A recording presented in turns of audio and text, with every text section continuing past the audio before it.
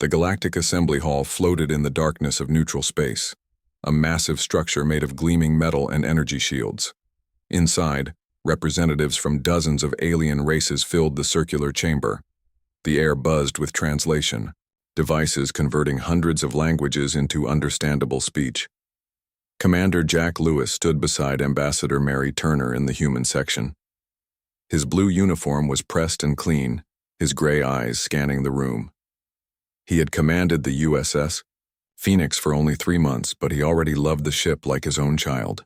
"Remember, Jack," Mary whispered, adjusting her diplomatic robes. "We're here to show strength, not start a war." "Yes, ma'am," Jack replied, though his jaw tightened as he watched the Kraxan delegation enter. The Kraxans were impressive beings.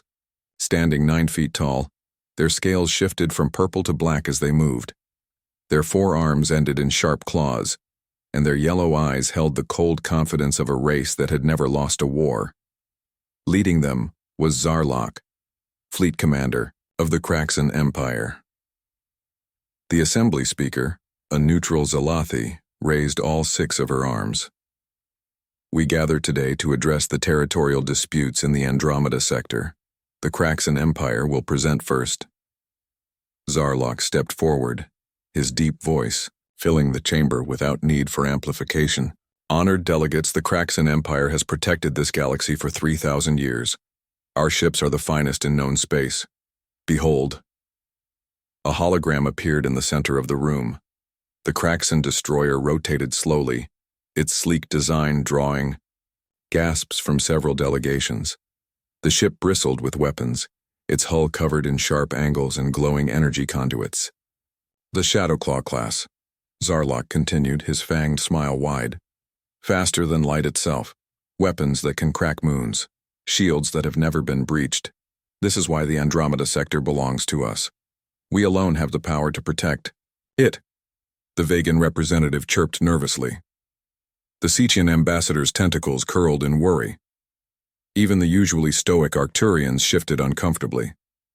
"Impressive," the speaker acknowledged. "Now, the Human Federation may present." Mary Turner stepped forward. "The Human Federation seeks only peace and cooperation. However, we will defend our colonies in the Andromeda sector. To show our commitment, we present our newest vessel." The hologram changed. Where the Kraxan ship had been sleek and threatening, the human battleship appeared almost plain. The USS Phoenix looked like a rectangular block with engines attached. Its gray hull showed few weapons, and its design seemed decades behind the Kraxan destroyer. Silence filled the chamber. Then, starting from the Kraxan section, laughter began to spread. Zarlok's laugh was deep and mocking. "This is your answer to our might? This box with engines?" He turned to address the entire assembly. "Look at this primitive design, flat surfaces that any weapon could strike. No visible shielding, minimal weapons. The humans bring a cargo hauler to a warship display." Other races joined the laughter. The Rigelians clicked their mandibles in amusement. The Altarians' feathers ruffled with mirth. Even some neutral species couldn't hide their smiles. Jack's hands clenched into fists. Beside him, Lieutenant Emma Baker, his tactical officer, whispered, "Sir, should we show them the true specifications?" "Not yet," Jack replied quietly. "Let them laugh." Zarlok wasn't finished. Perhaps the humans should return to their homeworld and leave space travel to superior races. This Phoenix would make an excellent museum piece, showing how not to build a warship. The laughter grew louder. Several Kraxan officers made exaggerated motions of ships exploding, mocking the Phoenix's supposed fate in battle. Mary Turner remained calm, though her eyes held a dangerous glint. "The Phoenix represents human engineering at its finest. We advise all races not to judge by appearances alone." "Appearances?" Zarlok scoffed. "Your ship appears to be scrap metal welded together by blind engineers. Tell me, human, does it even have weapons? Or do you plan to bore enemies to death with its ugliness?" The Kraxan delegation roared with laughter. Zarlok's second in command, Fextar, added, Perhaps they plan to surrender immediately and save everyone the embarrassment of watching it try to fight. Admiral Peter Harris, observing from Earth via quantum link, sent a private message to Jack's implant. "Steady, Commander. Their arrogance will be their downfall." The assembly speaker raised her arms again. "Order, order. The presentation will continue with respect." But the damage was done. The human delegation could feel the shift in the room. Where once there had been respect for human achievement, now there was only amusement and dismissal. "Tell me, Commander Lewis," Zarlok addressed Jack directly, ignoring protocol. "How does it feel to command such a remarkable vessel? Do your crew polish its flat surfaces to blind enemies with reflected light?" Jack stepped forward, his voice steady. "The Phoenix and her crew are ready for any challenge, Fleet Commander.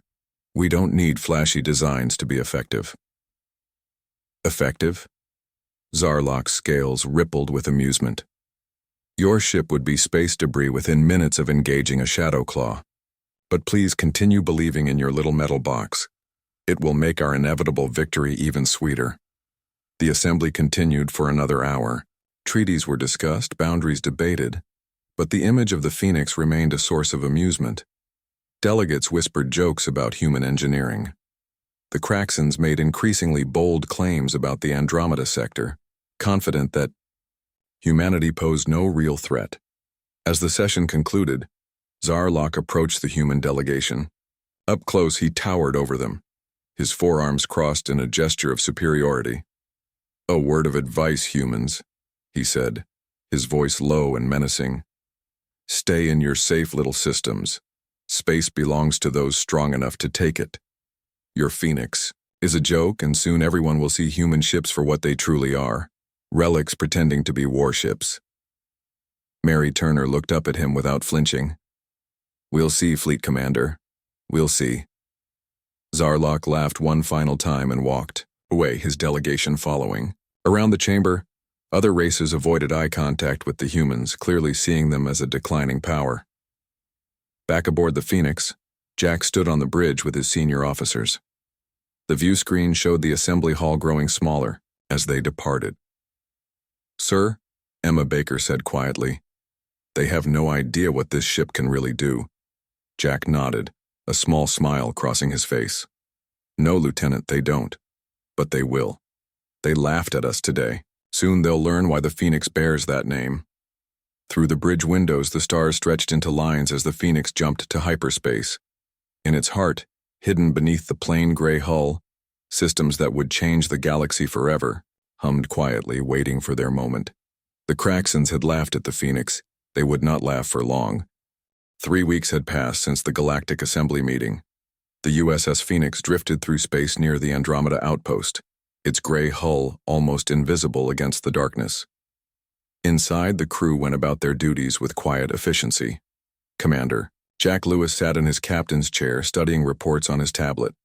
The bridge hummed with activity as officers monitored their stations. "Sir," Lieutenant Emma Baker called from the tactical station. "Long-range sensors picking up movement. 6 ships approaching from Sector 7G. Jack looked up. "Identity?" "Checking now. They're Craxan destroyers, sir. Shadowclaw class." The bridge fell silent. Everyone remembered the mockery from 3 weeks. "Ego. Red alert," Jack ordered calmly. "All hands to battle stations." The lights dimmed to red. Alarm klaxons sounded throughout the ship. Crew members ran to their posts with practiced precision. Lieutenant Paul Rodriguez's voice came through the comm system. "Engineering here, Captain. All systems ready." "Good work, Paul," Jack replied. He turned to his communications officer. "Ensign Johnson, open a channel to the Craxan ships." "Channel open, sir," Mike Johnson reported. "Craxan vessels, this is Commander Lewis of the USS Phoenix. You are entering Federation space. State your intentions." The view screen flickered to life. Commander Vextar appeared, his scales shifting with amusement. "Ah, the famous Phoenix. We've come to see this legendary human warship for ourselves." Behind Vextar, other Craxan officers laughed openly. "Turn back now," Jack warned. "This is your only warning." Vextar's yellow eyes narrowed. Warning? From you? Did you polish your metal box extra bright today, human? Perhaps you hope to blind us with its ugliness? The channel closed abruptly. Emma Baker's voice was tense. Sir, they're spreading out. Attack formation, weapons charging. Maintain standard shields, Jack ordered. Let them fire first. The crew exchanged glances. Standard shields against 6 Kraxan destroyers seemed like suicide. Sir? Emma questioned. Trust me, Lieutenant. The Kraxan ships moved like predators, circling prey, their sleek forms cut through space with deadly grace. Energy weapons began to glow along their hulls. They're broadcasting on all subspace channels, Mike Johnson reported. They want everyone to watch this. On the screen, Vextar appeared again, but this message went out to the entire galaxy.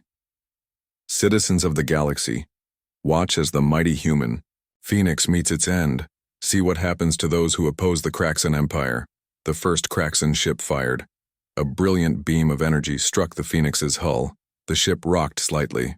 Direct hit, starboard side, Emma reported. Hull integrity, holding at 100%? More shots followed.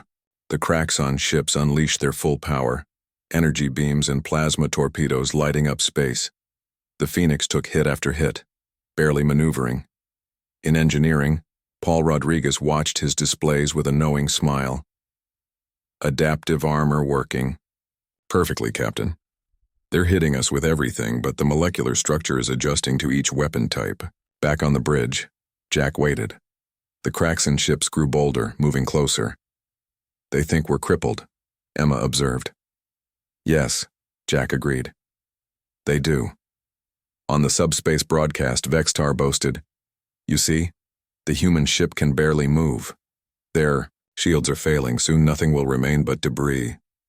The Phoenix drifted, appearing damaged. Scorch marks covered its hull where the weapons had hit.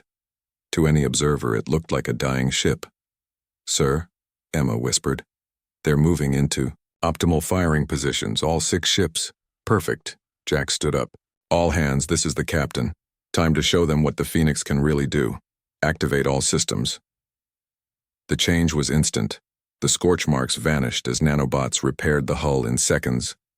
Hidden weapon ports opened across the ship's surface. The plain gray hull began to shimmer as advanced shield generators powered up. What? Vextar's image showed confusion. That's impossible. Their hull was damaged. Emma, Jack said calmly. Target all 6 ships. Fire when ready. The Phoenix came alive. Weapons that had been hidden beneath false hull plates emerged. Quantum. Torpedoes launched in perfect synchronization. Energy beams more powerful than anything the Kraxans had ever seen cut through space. The first Kraxan ship exploded in seconds. Its shields, so proud and strong, crumbled like paper against the Phoenix's weapons. Impossible, Vextar screamed. All ships, evasive maneuvers. Return fire. But the Phoenix had become something else entirely. It moved with impossible speed, its true engines finally active. The boxy, ugly ship danced through space like a fighter, dodging Kraxan fire with ease. The second Kraxan ship tried to flee. A single torpedo from the Phoenix caught it, breaking it in half. Sir, the USS Thunder is approaching, Mike Johnson reported. Captain White sends her compliments and asks if we need assistance. Tell Lisa we're fine, Jack replied, watching, as another Kraxan ship exploded. But she's welcome to watch the show. The remaining 3 Kraxan ships scattered in panic. Their proud formation broken, they ran in different directions. Shall we pursue, sir? Emma asked. No, let them run. But Emma, disable their engines. I want them to drift for a while and think about what just happened. With surgical precision, the Phoenix fired 3 shots. Each hit a Kraxan engine section, leaving the ships floating helplessly in space. The subspace channels that had carried Vextar's boasts now showed only static. Then Jack's voice replaced it, calm and clear. This is Commander Lewis of the USS Phoenix. To all who are watching, let this be a lesson. The Human Federation seeks peace, but we are prepared for war. Judge us by our actions, not our appearance. The bridge crew watched as escape pods launched from the disabled Kraxan ships. The Phoenix made no move to fire on them. Sir, Emma said quietly, Fleet Command is calling. Admiral Clark wants to speak with you. On the screen, Admiral Susan. Clark appeared, a satisfied smile on her face. Well done, Commander. The Kraxans needed this lesson, but be aware, Zarlok won't take this humiliation lightly. I understand, Admiral. The Phoenix is ready for whatever comes next. I'm sure you are. Clark out. As the channel closed, Jack turned to his crew. Paul, how are our systems? Perfect, Captain. The adaptive systems learned from every shot they fired. We're actually stronger now. Good. Mike, send a message to the Kraxan escape pods. Tell them their ships will be returned once they agree to respect Federation borders. As the Phoenix turned and headed deeper into Federation space, Jack allowed, himself a small smile. The Kraxans had broadcast their attack across the galaxy, expecting to show human weakness. Instead, they had shown the galaxy that the Phoenix was not what it seemed. In the distance, the disabled Kraxan ships drifted silently, their crews huddled in escape pods, finally understanding the truth. The ship they had mocked was the deadliest vessel in known space. And somewhere in Kraxan space, Zarlok watched the recordings of the battle, his scales turning deep purple with rage. The humans had made him look like a fool. This was far from over. The galaxy had changed overnight. News of the Phoenix's victory spread faster than light itself. The ship that everyone had mocked was now the most feared vessel in space. Deep in Kraxan territory, Zarlok paced back and forth in his command center. His scales had turned almost black with rage. Around him, his officers stood silent, afraid to speak. Find it, Zarlok roared. Find that human ship and destroy it. Fleet Commander, one brave officer spoke up. We've deployed all available ships, but the Phoenix keeps vanishing from our sensors. Impossible. No ship can hide from Kraxan technology, but the Phoenix could. At that very moment, it drifted silently near a Kraxan supply station, completely invisible to their scanners. On the bridge, Commander Jack Lewis studied the tactical display. Emma, what do you see? Lieutenant Emma Baker smiled. Supply Station Theta 7, minimal defenses, they refuel warships here. Perfect. Let's give them something to remember. The Phoenix's stealth field dropped. Alarms shrieked across the Kraxan station as the human ship appeared from nowhere. Sir, they're sending a distress signal, Ensign Mike Johnson reported. Let them, Jack replied. I want the Kraxans to know we were here. The Phoenix fired precisely. No lives were lost, but the station's fuel tanks exploded in brilliant colors. The entire facility became useless in minutes. Before Kraxan reinforcements could arrive, the Phoenix vanished again, its stealth systems bending light and energy around. At miles away, 3 Kraxan destroyers dropped out of hyperspace, finding only debris. Where did it go? The Kraxan captain demanded. It was just here. Unknown, sir. The Phoenix. It's like chasing shadows. This pattern repeated across Kraxan space. The Phoenix would appear, disable a military target, and vanish before help arrived. Supply depots, communication relays, weapon platforms, all fell to the human ship's precise strikes. In his office on Earth, Admiral Susan Clark reviewed the reports with satisfaction. Jack's doing exactly what we planned. The Kraxans are learning fear. The Phoenix's crew had become experts at this new warfare. In engineering, Paul Rodriguez fine-tuned the stealth systems. Captain, I've improved our energy signature. We're now completely invisible unless we want to be seen. Excellent work, Paul. On the bridge, Emma tracked Kraxan fleet movements. Sir, interesting development. The Kraxans are pulling ships back from the frontier. They're forming defensive groups around their core systems. Jack nodded. They're scared. Good. Days turned into weeks. The Phoenix struck 27 targets without taking a single hit. Kraxan morale crumbled. Ships that once patrolled aggressively, now huddled together, afraid to venture into open space. The legend grew. Kraxan crews whispered about the ghost ship that appeared from nowhere. Some claimed it could read their thoughts. Others said it was crewed by spirits, not humans. In a desperate move, Zarlok himself took command of a fleet to hunt the Phoenix. 50 of the Empire's best ships gathered around his flagship, the Darkscale. Today we end this, Zarlok broadcast to his fleet. "The human ship is just using tricks. When we find it, we destroy it." But Jack Lewis was always one step ahead. The Phoenix's sensors intercepted cracks in communications, decoded their plans, and chose the perfect response. "Sir," Mike Johnson said, "I'm picking up Zarlok's fleet communications. They're using a new encryption, but I've cracked it." "What are they saying?" "They're heading to the nexus point. It's where 3 of their main trade routes meet." "Zarlok thinks we'll attack there next?" Jack smiled. "Then we'll give him what he expects, but not how he expects it." The Phoenix arrived at the nexus point early and planted sensor decoys, small devices that perfectly mimicked the ship's energy signature. Then it moved to a position above the system's plane, powered down and waited. Zarlok's fleet arrived in perfect formation. 50 ships spread out, weapons ready. "Scan everything," Zarlok ordered. "The ghost ship is here somewhere." The decoys, activated one by one. To cracks on sensors, it looked like 6 Phoenix ships surrounded them. "Multiple contacts," a Kraxan officer screamed. "We're surrounded." "Fire! Fire at everything," Zarlok commanded. The Kraxan fleet opened fire in all directions, hitting empty space where the decoys floated. In the chaos, they began hitting each other. Friendly fire damaged a dozen ships. From above, Jack watched the confusion. "Now, Emma. Single, precise shot. Take out their flagship's engines." The Phoenix fired once. The quantum torpedo hit Zarlok's ship perfectly, leaving it drifting, powerless. "Fleet commander's ship disabled." Kraxan voices filled the comm channels. "The ghost ship, where is it?" The Phoenix fired again, disabling 3 more command ships.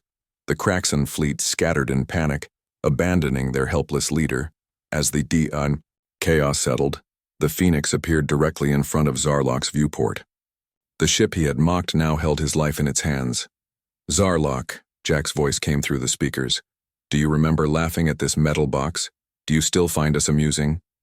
Zarlok's scales had turned pale with fear. "What do you want?" "Human?" "I want you to understand. We offered peace. You chose mockery and war. Now you see the consequence." The Phoenix could have destroyed the flagship easily. Instead, it attached a tow cable. "We're taking you home," Jack announced. "You'll tell your people what you've learned." As the Phoenix towed the mighty Kraxan flagship like a captured prize, the entire galaxy watched. The hunters had become the hunted. The mighty Kraxan Empire now feared a single human ship. Back on Earth, Admiral Clark received reports from across the galaxy. The effect was dramatic. Pirates fled at rumors of human patrols. Aggressive species suddenly sought peace treaties. The balance of power had shifted completely. "Mike," Jack ordered as they approached the Kraxan homeworld, "broadcast on all frequencies." "Channel open, sir. This is the USS Phoenix. We return your fleet commander as a gesture of goodwill. The Human Federation wants peace, but we are prepared for war. Choose wisely." Below them, the Kraxan homeworld's defenses powered down. They had learned their lesson. In his powerless ship, Zarlok stared at the Phoenix with new understanding. The plain, boxy human ship wasn't ugly. It was beautiful, in its deadly simplicity. He had laughed at it once, he would never laugh again. The Kraxan home system had never seen such fear. Their mighty fleet, once the terror of the galaxy, now hid behind their own planets. The arrival of one human ship had changed everything. Commander Jack Lewis stood on the Phoenix's bridge, watching the purple-green world below. Beside him, Lieutenant Commander Amy Peterson studied the tactical displays. "Sir, I'm counting over 300 Kraxan ships," Amy reported. "They've recalled everything." "They're terrified," Emma Baker added from her station. "And they should." First, 3 days had passed since the Phoenix delivered Zarlok's damaged flagship. The fleet commander's humiliation had broken something in the Kraxan spirit. Now their supreme leader Kethmar faced a choice: surrender or fight. "Incoming message from Earth," Mike Johnson announced. "Admiral Clark for you, sir." Susan Clark's face appeared on the screen. "Jack, the Federation Council has voted. You Have full authority to end this conflict. 4 more ships are on their way to support you. Understood, Admiral. The Phoenix can handle this. I know. But it's time to show the Craxans that it's not just one ship they're facing. It's humanity, united. As the channel closed, Emma detected new signatures. Sir, our reinforcements are arriving. 4 human ships dropped out of hyperspace. The USS Liberty, commanded by Captain Daniel Brown, led the group. Unlike the Phoenix, these ships looked exactly like warships. Sleek, armed, and dangerous. Commander. Lewis. Daniel's voice came through.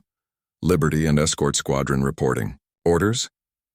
Form up behind us, Daniel. We're going to give the Craxans one last chance. The human fleet moved forward slowly. On the Craxan homeworld, panic spread. Emergency broadcasts filled their networks. 5 human ships. The ghost ship brings a fleet. In the Supreme Palace, Kethmar watched the approaching ships.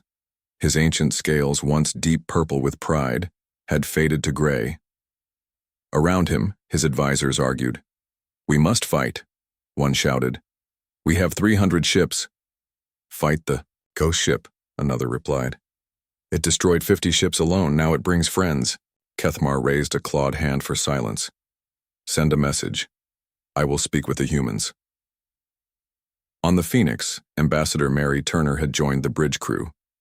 She straightened her diplomatic robes as the communication opened. Kethmar appeared on the screen. The supreme leader of the Craxan Empire looked tired, defeated. Humans, I am Kethmar. What are your terms? Mary stepped forward. Supreme Leader, the Federation offers peace. But first, you must answer for your aggression. Zarlok has told us everything, Kethmar replied. How your ship, how we misjudged. We thought human technology was primitive. And now? Jack asked. Now we know the truth. Your Phoenix is the most advanced ship we've ever seen. Its weapons, its shields, its stealth systems, all beyond our understanding. The bridge fell silent. The Craxans, the most technically advanced race known, admitted human superiority. We want peace, Mary continued, but there must be guarantees. Name. Them. First, complete withdrawal from the Andromeda sector. Second, reduction of your military fleet by half. Third, a formal treaty recognizing Federation borders. Kethmar's advisors protested, but he silenced them again. And if we refuse? Jack stepped forward. Then we demonstrate what 5 human ships can do. Your choice, Supreme Leader. The tension was unbearable. On tactical displays, Craxan ships moved nervously, but none dared approach the human fleet. I need to consult with, Kethmar began. An explosion cut him off. On the edge of the system, a Craxan battleship fired at the Liberty. The shot went wide, but the message was clear. Some Craxans wanted war. Rogue ship, Amy reported. It's the Bloodclaw, commanded by war leader Vraktor. More Craxan ships broke formation, following the Bloodclaw. 30 vessels turned to attack the human fleet. So be it, Jack said grimly.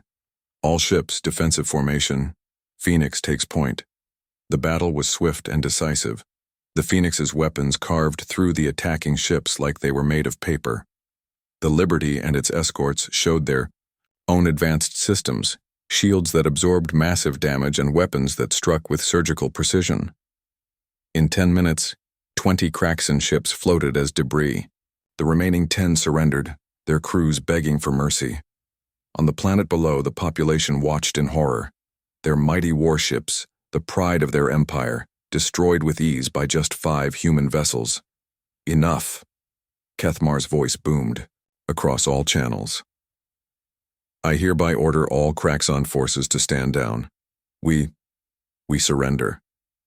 The remaining Craxan fleet powered down their weapons. 300 ships, helpless before 5 humans' vessels. Mary Turner spoke again. Supreme Leader, we accept your surrender. Let's discuss the future. 2 hours later, the formal treaty was signed. The Craxan Empire agreed to all terms. They would leave the Andromeda sector, reduce their fleet, and respect Federation borders. More importantly, They acknowledged human technology as superior. As the ceremony ended, Kethmar asked Jack a private question. "The Phoenix. How did you build such a ship? Our scientists say its technology is impossible." Jack smiled. "We humans have a saying, necessity is the mother of invention. You pushed us to create something new. The Phoenix was our answer. But the design, we thought it was primitive. That was the point. We made it look simple on purpose. The real technology was hidden inside. You judged by appearance and missed the truth." Kethmar nodded slowly. "We have learned much. Perhaps our races can work together now." "That's what we always wanted," Mary Turner replied. As the human fleet prepared to leave, one last message came from the Kraxan homeworld. It was from Zarlok himself. Commander Lewis, the former fleet commander, appeared, his arrogance replaced by respect. "I owe you an apology. I mocked your ship, your people. I was a fool." "Apology accepted," Jack replied. "What matters now is the future." "Yes. And, Commander, the Phoenix. It truly lives up to its name. From the ashes of our mockery, it rose as something magnificent." The channel closed. The human fleet turned toward home, leaving behind a changed galaxy. The Kraxan Empire, humbled but not destroyed, began a new chapter of cooperation instead of conquest. On the Phoenix's bridge, the crew celebrated quietly. They had done more than win a war. They had changed the balance of power forever. "Sir," Emma said, "incoming message from Fleet Command. They want us back on Earth for a ceremony?" Jack sighed. He preferred action to ceremonies. But this time, humanity had earned its moment of recognition. Set course for Earth Helm. Time to go. Home. The Phoenix jumped to hyperspace, leaving behind a galaxy that would never again underestimate human ingenuity. 1 year later, the Galactic Assembly Hall looked different. The circular chamber buzzed with respectful conversation as delegates filed in. No one laughed or joked when the human delegation entered. Admiral Jack Lewis, promoted after his victory, walked beside Ambassador Mary Turner. His uniform bore new decorations, but his eyes remained humble. Behind them, Captain John Mitchell now commanded the Phoenix. The Kraxan delegation entered quietly. Kethmar led them, his scales a healthy purple-gray. Beside him walked Zarlok, no longer fleet commander but now ambassador. The arrogance had left his yellow eyes, replaced by wisdom. "Admiral Lewis," Zarlok greeted with genuine respect. "Ambassador Turner, welcome." They exchanged formal bows. The same being who had mocked humans now treated them as equals, perhaps even superiors. The assembly speaker called for order. "Today we review the galaxy's new security protocols. Admiral Lewis will present humanity's contribution." Jack stepped forward. Behind him, a hologram appeared showing 3 new human ships. They looked even plainer than the Phoenix, simple rectangles with basic engine pods. A murmur ran through the chamber. Some delegates shifted nervously. "These are the Resilience class vessels," Jack announced. "Earth's newest defenders." No one laughed. No one mocked. The memory of the Phoenix's true power was fresh in everyone's mind. "Are they like the Phoenix?" the Vegan representative asked carefully. Jack smiled. "Every human ship is unique. These have their own surprises." The Rigelian ambassador clicked his mandibles thoughtfully. "We appreciate the human approach to ship design. Function over form, as you say." Zarlok stood. "The Kraxan Empire has learned much this past year. We propose a new protocol. No species shall judge another's technology by appearance alone. We call it the Phoenix Principle." Applause filled the chamber. The motion passed unanimously. As the formal session ended, delegates mingled freely. Humans talked with Kraxans, sharing technical knowledge. The fear and mockery were gone, replaced by mutual respect. Mary Turner addressed the closing ceremony. "1 year ago, some of you laughed at our ship. That laughter taught us all something valuable. We humans have a saying, don't judge a book by its cover. Today, the galaxy understands why." In the Federation section, young officers watched with awe. The story of the Phoenix had become legend, taught in every military academy. Captain Mitchell leaned toward his fellow officers. The Phoenix changed everything. But remember, it wasn't about the technology alone. It was about patience, strategy, and knowing when to reveal your true strength. After the ceremony, Jack found himself on an observation deck with Kethmar and Zarlok. Earth hung in the distance, blue and beautiful. "Your people have wisdom," Kethmar said. "You could have destroyed us. Instead, you chose peace." "Destruction brings nothing," Jack replied. "Understanding brings everything." Zarlok nodded. "The Phoenix, and it represents more than a ship now, it's a symbol. When someone underestimates another, we say they're making the Phoenix mistake." They watched ships departing the station, Kraxan vessels flying alongside human ones, former enemies, now allies. "What's next for humanity?" Kethmar asked. "Exploration," Mary answered. "The galaxy is vast, there's much to learn." "And the Phoenix? Still on patrol?" Jack smiled. "Still ready. Some threats don't announce themselves at assembly meetings." As they prepared to leave, Zarlok made one final observation. "You know what I've learned? The most dangerous predator isn't the one that roars the loudest. It's the one that strikes without warning. And sometimes," Jack added, "the best weapon is the one you never have to use." The Phoenix continued its patrols, now joined by ships from many species. Its gray hull still looked plain, almost ugly. But every captain in space knew the truth. Humanity's greatest strength wasn't in flashy designs or boastful displays. It was in quiet competence, hidden strength, and the wisdom to use power responsibly.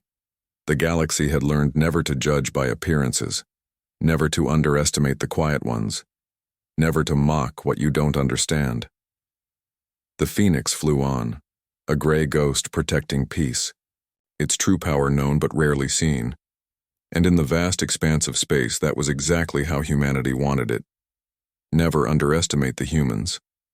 The galaxy would remember that lesson forever.